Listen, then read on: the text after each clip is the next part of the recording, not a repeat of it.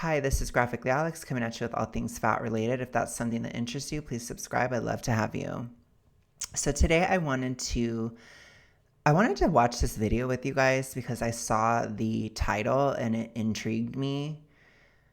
I want to see if I agree with him, if I disagree with him, where I could add some perspective on it as somebody who's been fat the vast majority of my life. And I wanted to kind of break things down. I don't know who this is. I think it's just like a fitness person. To me, I'm just getting the vibe.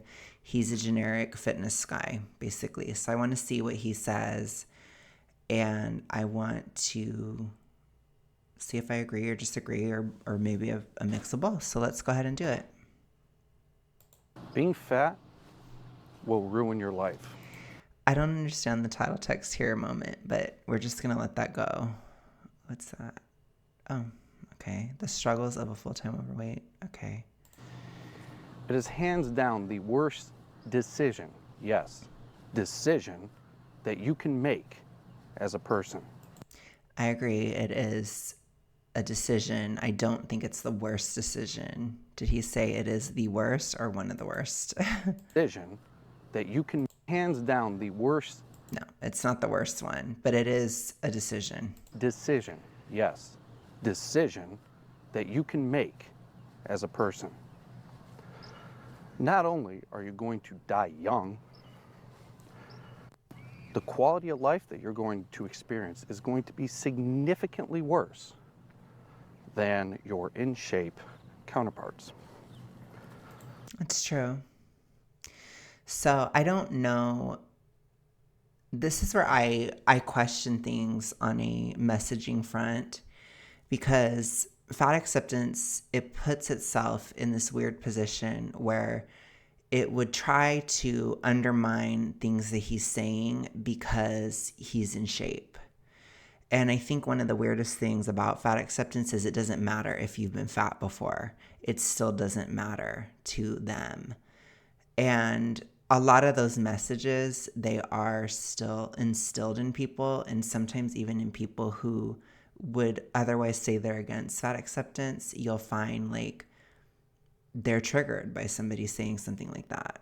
To me, I'm not triggered. I just wonder how effective it is, because I don't know. I just feel like people wouldn't listen, which is frustrating. Again, I'm still learning on how to do this stuff. That's why I'm watching this, because I want to see what I can learn from it from a messaging standpoint. When it comes to Western society, we happen to be the fattest individuals on the planet. Just because something is common does not mean it is normal. Opportunities are going to be scarce or more scarce if you are fat or obese.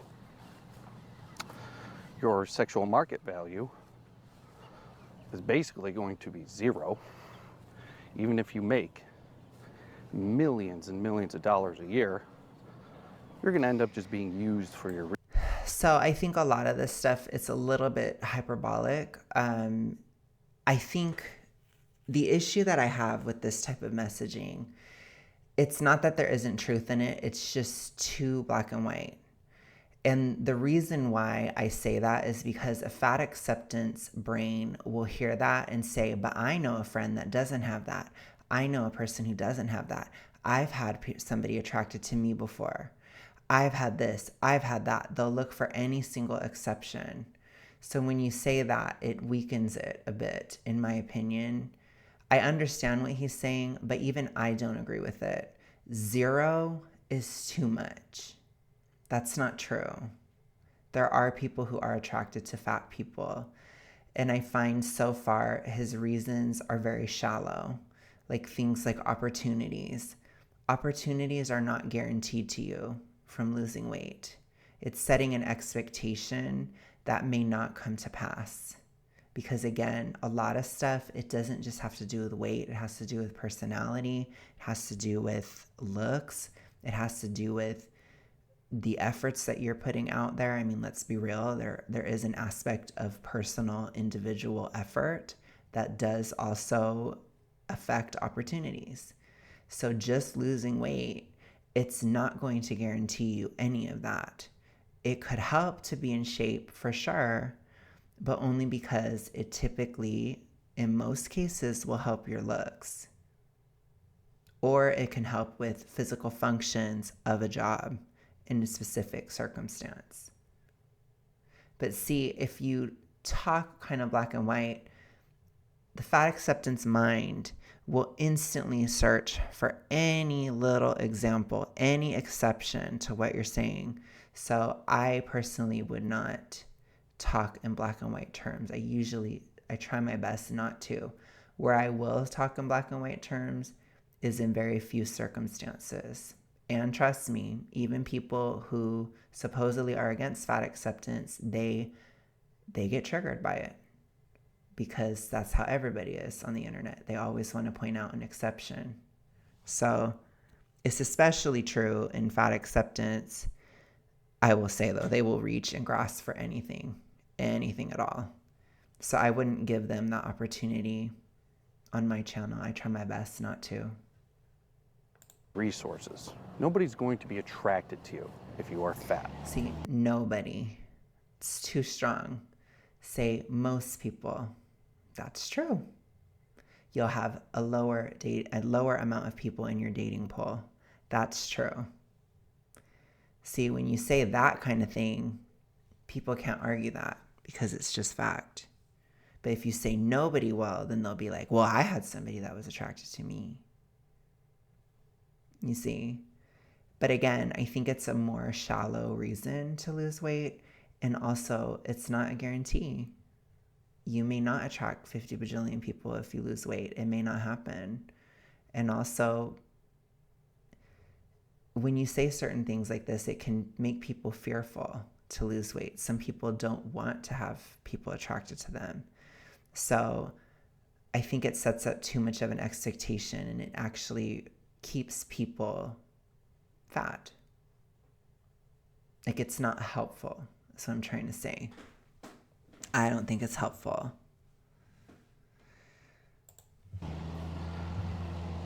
You are going to be less likely to advance in your career or have a good career at all. I would say that it's true that you're less likely to advance. See, notice it wasn't a black and white statement. I think in some ways it can have to do with looks, but in other ways it has to do with health. There's a lot of times where when you're super morbidly obese, you have to take a lot more days off. You can't work as many hours. You can't do certain things because you're too fat and you get sick a lot and you have health issues, so you're more limited. Even if you can still maintain a career and you're still a relatively ambitious fat person, you probably would be much less inhibited and be that much more ambitious if you were not super morbidly obese. That's a statement that I would say. And it's true because people will always blame stigma. I do think stigma can be a part of it, but newsflash, there are thin people who are unpopular. It's not everything. Which again, I think making body size everything, it reinforces toxic ritualistic mindsets that I don't think is healthy. It will tend to trigger somebody and they will tend to resist losing weight. It's not effective. And the reason is, whether right or wrong, you're going to be taken less seriously by society. That is true. That is true. I do think that that is a true statement.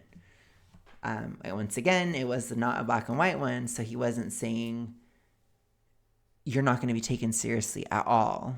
That wouldn't be true. But yes, you are taken less seriously. I noticed that recently when I was more visible towards August, people started to take what I was saying more seriously. And it was weird. And I think that a lot of those trends will continue. There is a seriousness that is given to thin people that I don't quite understand. If you guys have any theories behind that, I don't get it. I really don't. I don't know if it's like a construct or if it's rooted in biology or something, but it's very real. I don't get it. Let me know what you guys think. I'm curious to your thoughts. Now, is the taste of food really that worth it in order to be less attractive, less respected, less opportunities, less overall desirability to be around? Desirability is not enough of a reason for somebody who is not a people pleaser. Most people who are fat are not. There are a lot of people who are, though, as well, so maybe that could work, but it's a little bit loose of a motivation because what if people don't approve of your weight loss? Then, as a people pleaser, you may stop. It's not solid. It's not a solid reason. I highly advocate for what's the word? Intrinsic motivation in weight loss. It is the only thing that will get you there, in my opinion.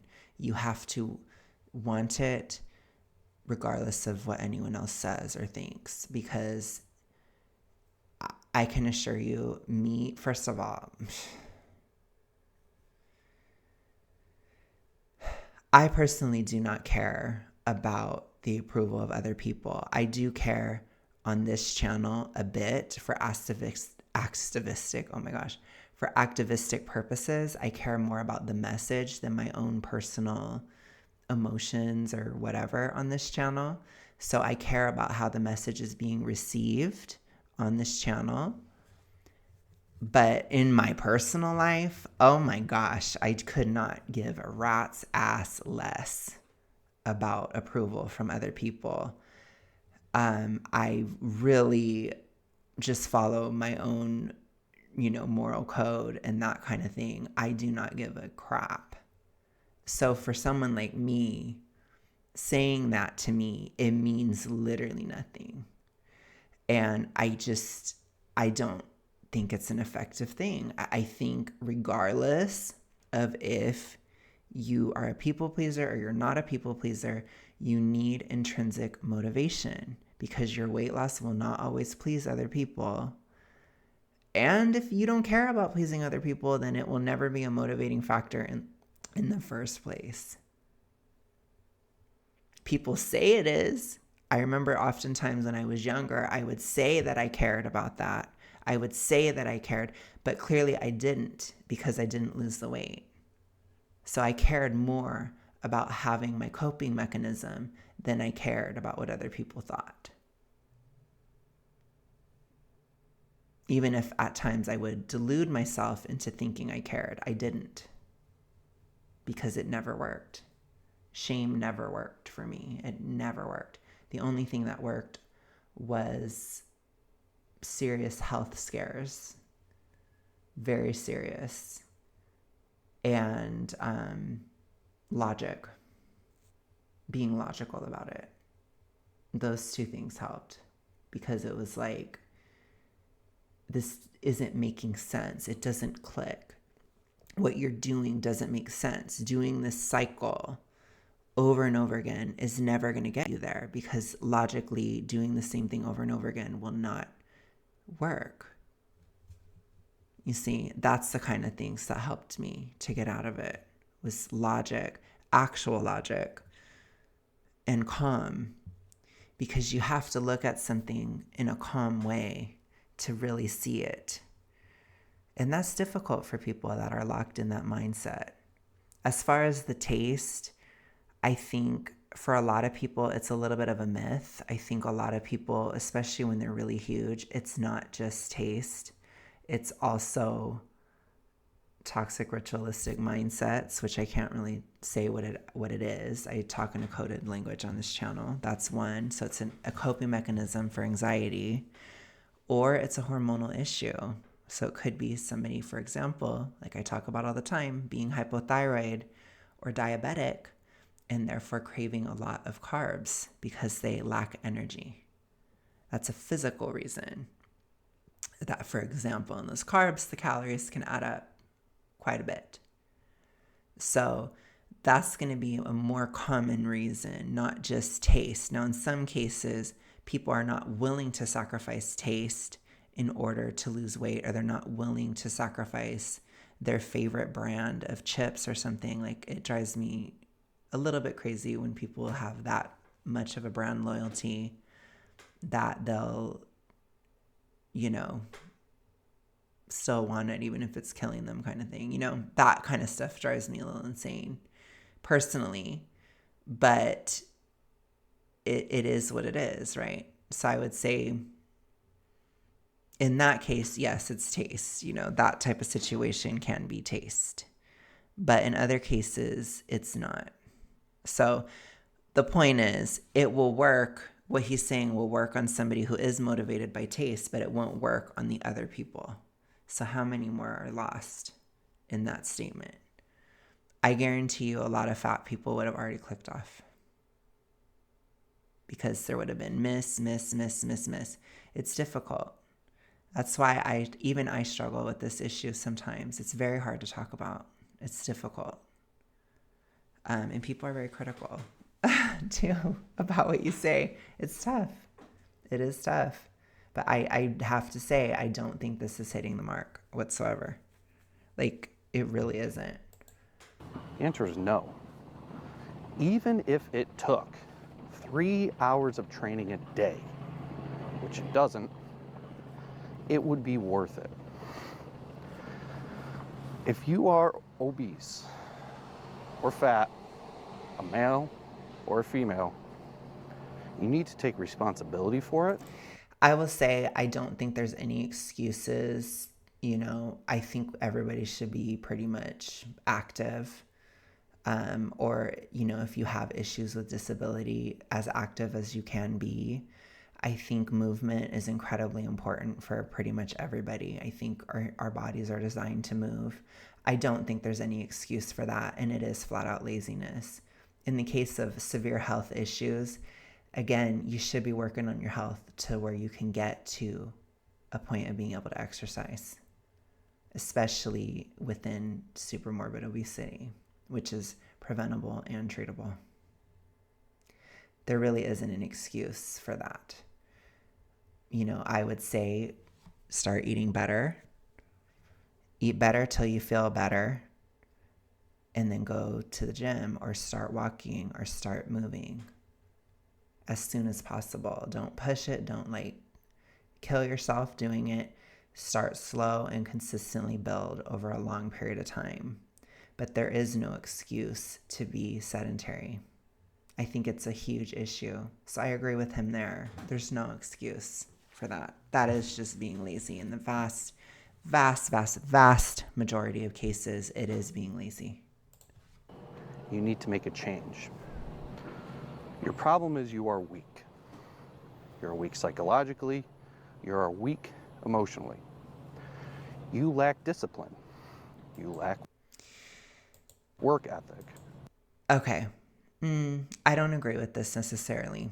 So this is, again, he's going to lose a lot of people with this, because people will say, you say that I'm weak, but I survived this. You say that I'm weak, but I went through this. A lot of people that have toxic ritualistic mindsets, they've had to develop grit and they've had to survive certain traumatic events in their life. And so I think that falls really, really flat, again, on that crowd, which I talk so much about that crowd because they're typically the ones who are struggling the most with losing weight and who are the most, that have the most desire to lose the weight. So you're kind of like, I don't know how to say the word. I want to say it more appropriately. We'll just say bashing. You're kind of bashing on people who would otherwise be attempting to lose weight and get to a healthier place by invalidating a lot of traumatic experiences that they likely have survived, obviously, if they're still alive, or they have developed some kind of resilience to get through it. So I don't think that that's helpful for the people like me, for the people like many in my audience. It's not helpful because it can just be kind of alienating. And again, shame can raise anxiety, which I'm not saying we can't live our lives, that we can live our lives with zero anxiety, but it can create a desire to binge when you are making somebody anxious, because there's it's a shaming thing. I don't think that that's necessarily true. I think what it is that a lot of people, they can be complacent. They can accept things as they are. People get used to the health issues they have. They don't reflect on it. A lot of people just go through the motions in life, and they just kind of get fatter and fatter. They put on weight. And in that case, it can be something that just kind of happens over time that you're not noticing, or you're specifically ignoring, or in some cases you're horrified by it and trying to get out of it, but you're in a cycle. And that's a lot of people too. And you feel like it's futile, so you give up, and then you try to accept a lesser quality of life, and you go from there, rinse, wash, repeat for many years. So I think it's difficult to just say it's because you're weak. I wouldn't say it's because you're weak. I would say it's because you're not being strategic. You're not working smarter, basically. Because it does require a sacrifice to lose weight, but the sacrifice is worth it because you free up energy and you free up a lot of things where you can do more in your life. Like the amount that I can accomplish and do now versus 2 years ago, which wasn't nothing. I could still accomplish a lot 2 years ago, but I can accomplish a lot more now in addition to continuing to lose weight. It's a good investment. Think of it as an investment that does pay back dividends, but it can take years. Just like the weight, when you piled it on, it took things from you slowly over years. It can be the same thing when you get it off. So I think it's important to think about it a little differently than how a lot of people think about it, because I don't agree that it's just you're weak. I don't. I think it's that you're in a rut. That's what it is. You're in a rut. And you're not thinking critically about what you're doing. That's important. And this is what is interpreted by your peers. That may be true, because that is a stigma. That is a cultural narrative that is still relatively popular. Now there's a new cultural narrative, though, that says it's genetic, which I don't think is helpful whatsoever. I think it's awful on so many levels. But that doesn't mean that I advocate for going back to that mindset either, right? It didn't work. Ultimately, it hasn't worked. It led us to where we are today. So I'm always trying to think of a different path forward, because I don't want to go back to the 2000s logic that didn't work, that got us to the 2010s fat acceptance. I certainly don't want to accept fat acceptance, but we have to think about it more critically and differently than how it's thought about. So I agree with him, but I don't think that it's right, that's the way it is, but it's true. So if you are fat, do yourself a favor, stop crying like a baby about how hard your life is, get up, get a diet, get a gym membership, and make a change. I had one client. I think you can cry in addition to all those things. I don't think you necessarily have to stop crying. Sometimes crying is better than eating. Gosh, that might be a good merch t-shirt idea. Crying is better than eating. It is. Or I guess it would technically be crying is better than being, because it is better to cry. But my stance is go ahead and keep crying about how hard your life is, but go to the gym and do all the other stuff, get get on a slight deficit, that kind of thing. Find your macro balance where you are not hungry in that slight deficit. And you can keep crying. It's fine. I'm pro crying on this channel. And who I met at 270 pounds. She was about 5'1", 5'2". She's now 125 pounds, Wow. which is a healthy, fit weight for a woman. She's in the top 95 percentile for a woman now. Her life has improved so much, it is insane. It's facts. This is all true. That's great. She got a new job. She's dating again. More energy. She's dating. She's more open to dating, likely, and she is perceived as more attractive by more people. And she is so confident in her own skin that she's like a different person. Confidence, to me, my opinion, as I've lost weight, it comes and goes. I wouldn't put that in a motivation bracket because, again, I feel like he's giving a lot of pitfalls for people. It's like, well, what if I don't feel confident? Like, I don't feel confident at all right now. I don't. In fact, I have moments where I feel horrifically unconfident a lot of the time, but it doesn't matter because I don't base this on feelings, and you shouldn't either. We don't do this for emotion. I don't think it's bad to just keep crying rather than being, but you don't stop losing weight because you're crying. Oh, no. You cry and you still track the calories. You cry and then you go to the gym still. You cry and then you still lose the weight.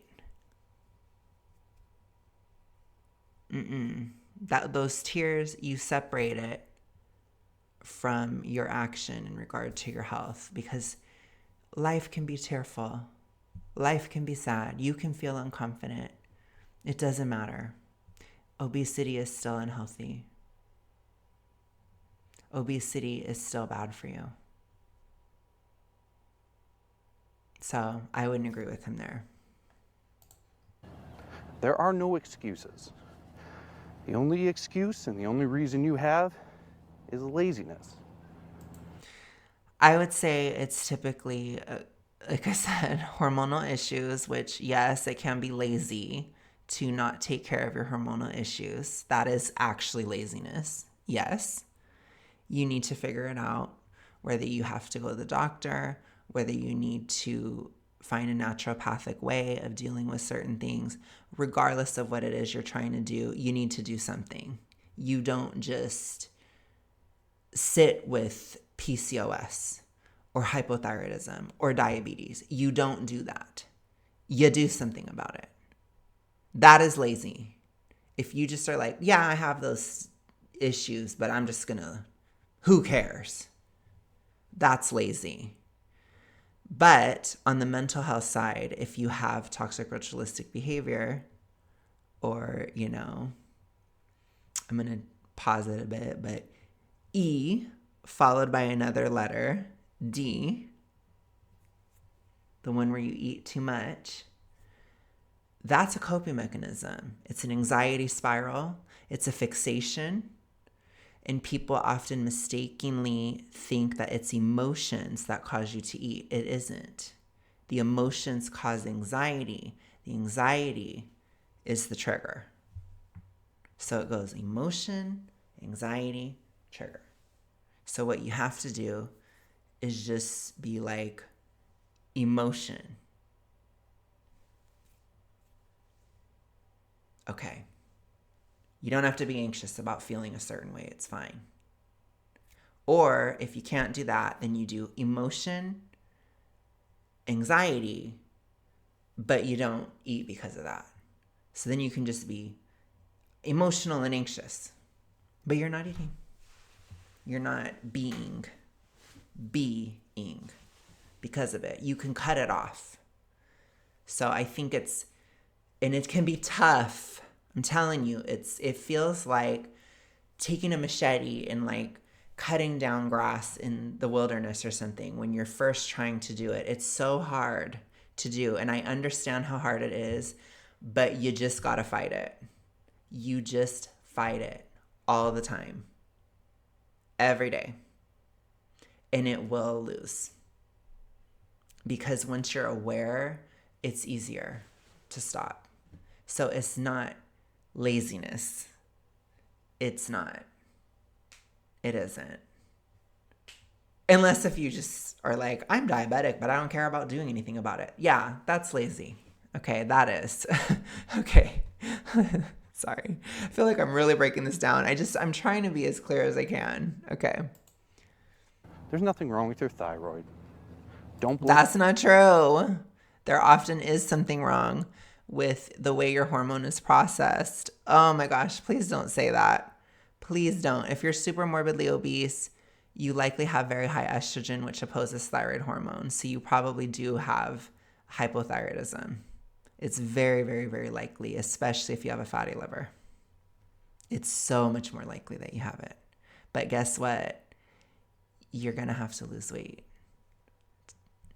You can take medication, but it's not always effective if your diet's bad, if you're super morbidly obese, if you have a fatty liver. I mean, there's all these different reasons.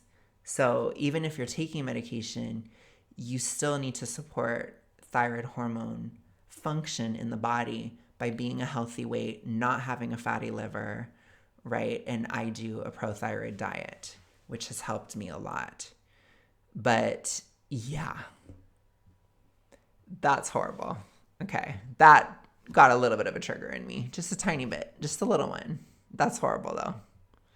blame it on your kids for having to buy them shit food. Okay, yeah, well, that doesn't make any sense to me. So I agree with that.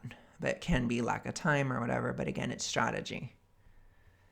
It's being strategic, right? Working smarter rather than harder in regard to health. That's a strategic thing. You should plan, always plan. It's forcing it down your throat. The problem is you. The problem is you are running away from reality. That can be true. If you're in that toxic ritualistic mindset, you definitely can be running away from reality. You can be denying how much you're eating. You can be denying how sustainable the diet is that you're doing. It can be denial. You can act like, oh yeah, I can just water fast for 3 weeks. I'll be fine.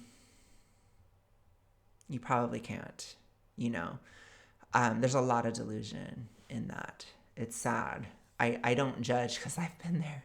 I have. I promise you I have. But it was delusional to have those types of things.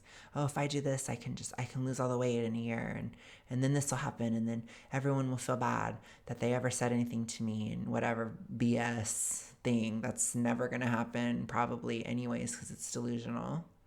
Just like the delusion of, oh, I'm just meant to be this weight. This is my genetics, and this is how big I'm supposed to be. That's delusional. There's a lot of delusion in it.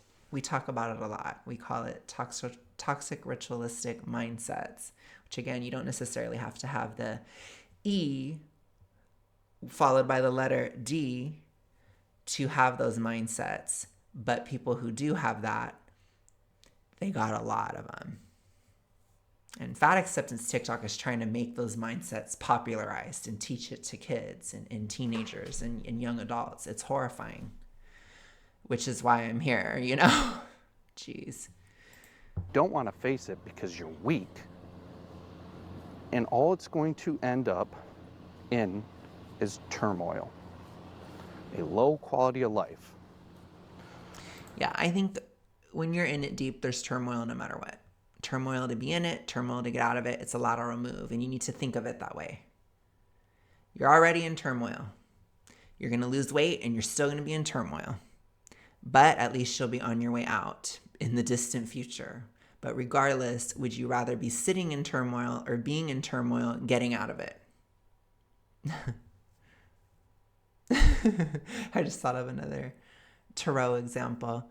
Would you guys rather be an 8 of Swords girly pop, or would you rather be a 6 of Swords girly pop for my tarot girlies in the audience? You want to be on that 6 of Swords. You want to be on that boat going away from it. Okay? You don't want to be sitting there with a blindfold delusional when you're not actually trapped there. You don't want to do that. Okay? So I highly recommend you start taking responsibility for your life and your... My personal tarot card is the 9 of Swords. That's my card. Okay? That is me. But guess what? I will be sitting up in bed anxious, and this girly pop is not eating because of it. There's hope. Promise you that. Promise you. It don't matter. It don't matter. I'm not eating because of it. That's how you got to think about it. Physique. Stop victimizing yourself. Stop trying to find someone to blame it on for your lack of effort, lack of discipline, and lack of work. Yeah, I mean, that's true. None of that is helpful. You need to just take care of it. There's no reason for you. You have to do something about it. It has to come from you. You have to want it. You have to really want it. And you have to be intrinsically motivated. 100%. Work ethic. Start eating healthy, exercising regularly and properly, and change your life. You would be insane not to do it. Not to sound arrogant or condescending, but, you know, being in shape provides you with significantly more opportunities than otherwise. Personally, opportunities fall into my lap by mistake. Opportunities that I know are due to the way I look. And I'm not saying you have to be a Chad or a Giga Chad or... This is horrible. What I will say to correct this is awful. I'm sorry. This is bad. What I will say is being fit, it enables you to, one, be who you truly are. That's a major thing for a lot of people. They get so caught up on identity, but your identity is not based in illness. Your identity is based in health. It's more so based in health. And that's not to shade anybody that is ill. We do get sick in life. It happens. But you are not truly yourself if you're super morbidly obese. I'm more so talking about that. I'm talking about optional illnesses, which super morbid obesity is optional. You don't find yourself that way. You don't find yourself identifying with obesity. That's major. So oftentimes when you find yourself or you create yourself, which is probably a better mindset to have, and you actually become who you really are, so to speak, because you're unencumbered by super morbid obesity or obesity in general, you are able to actually live more authentically. Think of your weight as a mask. It's something that hides you from the world. You're not going to have as many opportunities if you're hidden because you're going to have a harder time finding your tribe. You have a harder time finding your partner. You have a harder time finding your dreams, the goals that you want, because you may think, oh, this isn't possible, or I could never do that. But what if you could, if you were in shape? What if you could? Even if you do have other illnesses, I guarantee you, super morbid obesity is only going to make it worse. It will only make it worse. It is gasoline on any fires of disease in your body. It will only make it worse. So why would you want to do that? You could still be less ill.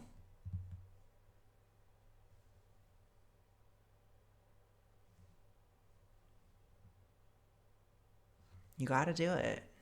You got to. A frickin' Barbie doll. But when people look at your physique, if it is well taken care of, versus people look at your dumpy, chubby, fat physique, Horrible. Horrible. I do not condone that. they're going to be more likely to take you seriously and trust that you possess a certain amount of discipline and work ethic, which can be useful in many opportunities in life. That might be true.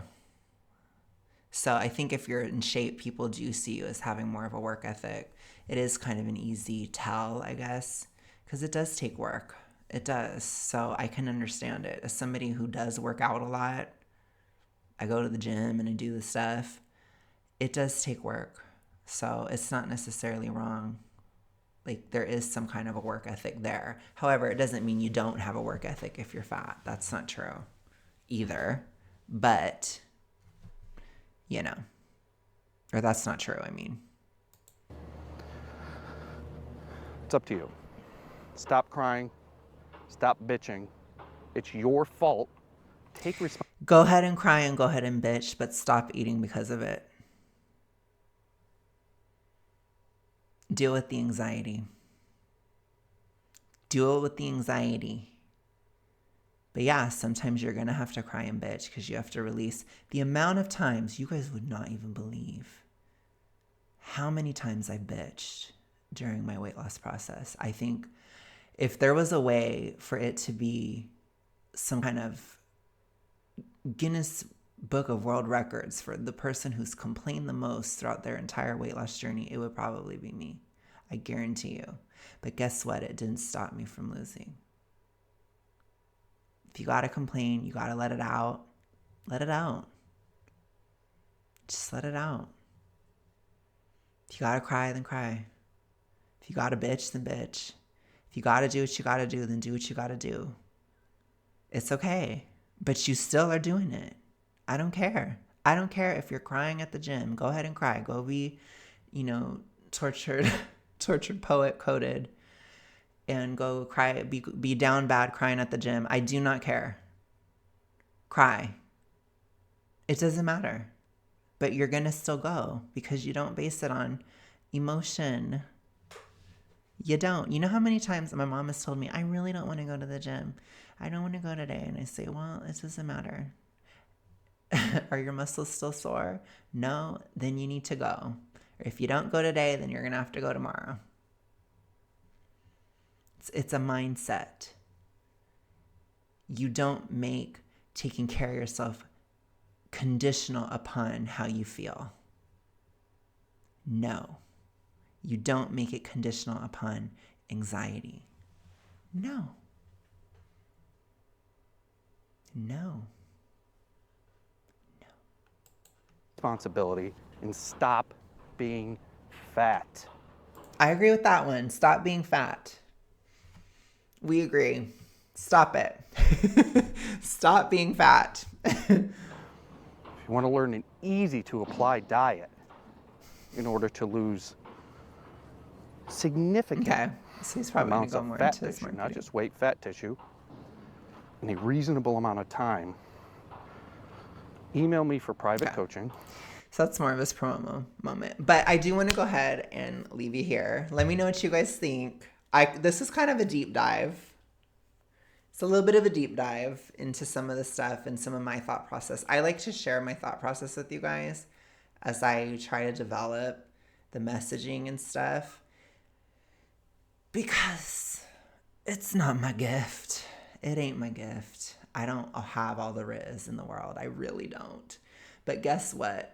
Those without riz, they're not people pleasers, which means they'll say things that people don't say. So I'm sorry. But it's probably going to have to be me. So I'm going to do it. But it's going to be a learning curve. And I do think I have introvert riz, but it doesn't help with messaging. I will let you know it doesn't. It does help with romantic attraction though. So but that's a whole other thing. Anyways, you guys, I will talk to you guys tomorrow. We'll be back for the Queer Collective podcast reaction part 4, I think, tomorrow. Thank you guys so much for watching. I appreciate it. Let me know what you think about this. I think it's interesting to look at the other side sometimes too. I'll be back tomorrow. Have a good one, you guys. Bye.